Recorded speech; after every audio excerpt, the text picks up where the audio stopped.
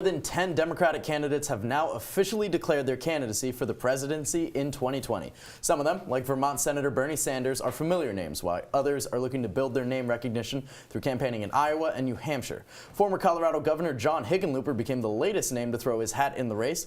Talking Points analyst Anthony Dabbundo joins us at the desk to discuss the new developments in the 2020 primary. So, Anthony, welcome. So who are we looking at? Who are some of the new names that have just announced and that we're going to be looking at? Well, we all know the Kamala Harrises, the Amy Klobuchars, the Elizabeth Warrens, the Bernie Sanders. They've been in the race for a few weeks now. They're really getting their campaign churning.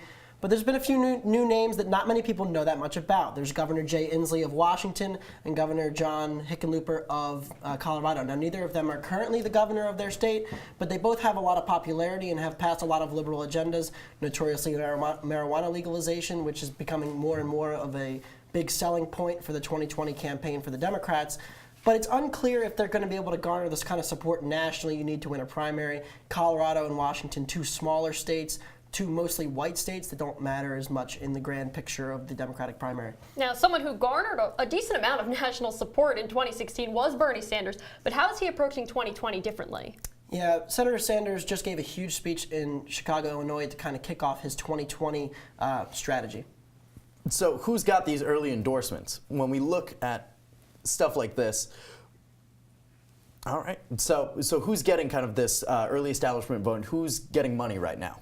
Well, Cory Booker, Kamala Harris, and Amy Klobuchar have picked up the most total endorsements so far, but the majority of endorsements that have come in have come from people from their own state. So the majority of the New Jersey Democratic delegation has endorsed Cory Booker, while the majority of the Minnesota delegation has endorsed Amy Klobuchar. Nothing too crazy, but one interesting thing is that Joe Biden has already picked up numerous endorsements across the board, and he hasn't even entered the race yet.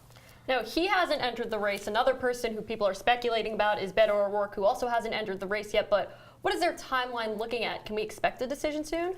Biden hasn't really, there hasn't been much of anything about Biden. I mean, he's been very quiet in the entire race.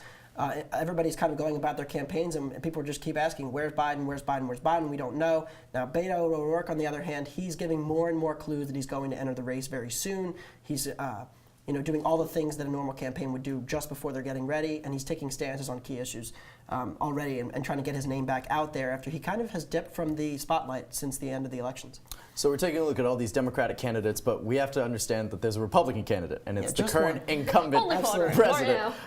So what are the chances, what is Trump's re-election campaign looking like, and how is he faring against some of these newcomers?